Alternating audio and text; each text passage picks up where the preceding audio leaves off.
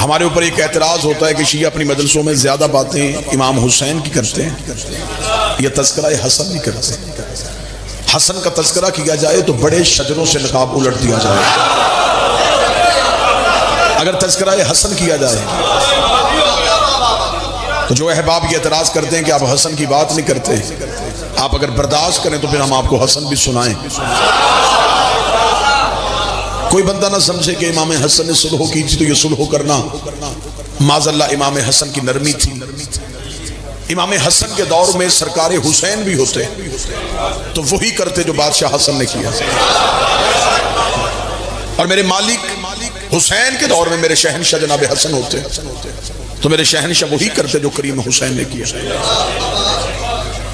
ہر لڑائی تلوار سے نہیں ہوتی، کوئی لڑائی حکمت سے ہوتی، جیسا کہ رسول نے مکے کے کافروں کے ساتھ صلح کی دستاویز لکھی، یہ معاذ اللہ رسالت کی کمزوری نہیں تھی،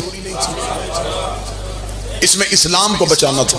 اس بھی مورخ نے امام حسن کی صلح لکھی تو اس نے صلح کا عنوان لکھا صلح حسن، معاہدہ نہیں لکھا، محبت یا پیار کا لفظ نہیں لکھا، اس نے لفظ صلح لکھا۔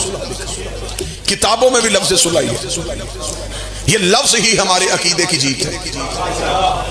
اب میں بتاؤں وہ کیسے؟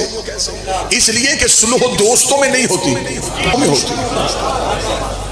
کسی نے امام حسن سے دشمنی کی تھی تو حسن نے صلح کی، اور جو ان کا ایک لمحے کے لیے بھی دشمن ہو وہ کل بھی لانتی تھا، تو آج بھی صلح بعد میں بتانا، لیکن پہلے یہ بتاؤ کہ پہلے لڑائی تھی اور دشمنی بھی تھی۔ ہر جنگ تلوار سے نہیں ہوتی، کوئی جنگ قلم سے ہوتی۔ امام حسن کے دور میں قلم تلوار تھا،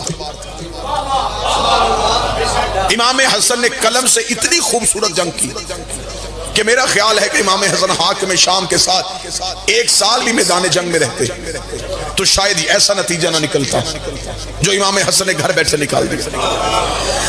اب میں بتانے لگا ہوں کہ مولا حسن کی حکمت عملی کیا تھی۔ سب سے پہلی جیت امام حسن نے شرطیں مانی نہیں، منوائی۔ امام حسن علیہ السلام نے حکومت والوں کی شرطیں مانی نہیں، اپنی شرطیں منوائی۔ کاغذ قلم ادھر سے نہیں گیا، ادھر سے آیا۔ جب ادھر سے کاغذ قلم آیا تو حسن اس لمحے ہی جنگ جیت گیا۔ حسن نے کاغذ قلم ہاتھ میں پکڑ کے نانے کی قبر کی طرف دیکھا، اٹھ نانا دیکھ تیرے حسن کے لڑنے کا انداز کیسا تھا۔ کاغذ قلم مجھے اس گھر سے آیا ہے جن سے تو نے مانگا تھا اور انہوں نے انکار کیا۔ کاغذ قلم انہوں نے دیا ہے جنہوں نے تجھے انکار کیا تھا۔ اب اگر آمادہ ہیں تو میں موضوع شروع کروں جی۔ امام حسن علیہ السلام نے قلم اٹھایا اور امام حسن نے پہلی شرط لکھی۔ یہ پہلی شرط نہیں تھی، یہ ملوکیت کا قتل تھا، یہ حکومت کا قتل تھا۔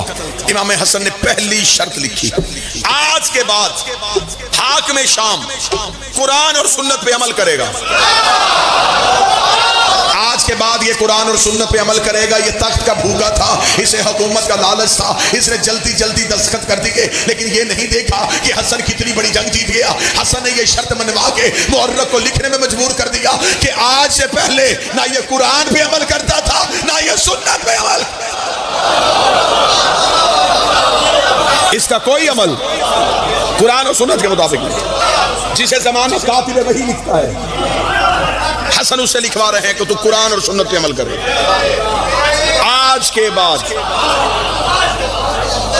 پچھلا پورا ماضی حسن نے پہلی شرط میں ننگا کر دیا۔ اسلام کے لبادے میں چھپے بیٹھے تھے، حسن نے پہلی ہی شرط کے ساتھ نقاب اتار دیا۔ اگر انکار کرتا تو پھر بھی مرتا کہ کیا کہوں، نہیں کروں گا۔ مان گیا۔ اس کے پہلو میں بیٹھا تھا عمر بن عاص، اسے کہا وہ شرط منوائے اور ہم نہ منوائیں، یہ کیسے ہو سکتا ہے؟ صلح برابری پہ ہو۔ ایک شرط اس نے لکھوائی، ایک ہم لکھوائیں گے۔ حاکم شام نے کہا ہم کیا لکھوائیں؟ یہ میں بالکل تاریخ پڑھ رہا ہوں آپ سے۔ اسے کہا ایسے کر، تو حسن سے کہہ، اس نے قرآن اور سنت والی شرط لکھوائی۔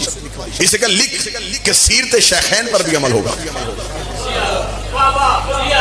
جو علی سے پہلے خلافتوں کا دور گزرا ان کی سیرت بھی چلے گی، صرف قرآن اور سنت نہیں چلے گا، ان کی سیرت پر بھی عمل ہوگا، جو چیزیں انہوں نے کہی ہیں وہ بھی مانی جائیں گی۔ حسن یہ شرط نہیں مانے گا.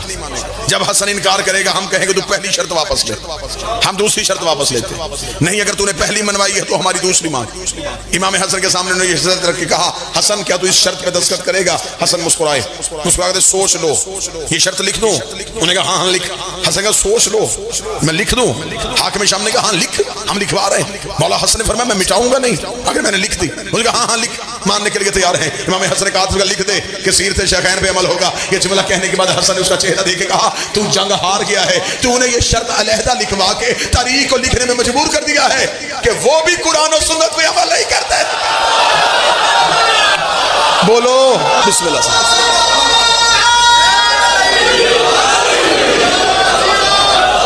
وہ بھی قرآن اور سنت پہ عمل نہیں کرتے, وہ بھی قرآن اور سنت پہ عمل. اگر ان کا عمل قرآن اور سنت کے مطابق تھا تو علیحدہ شرط کیوں لکھوائی؟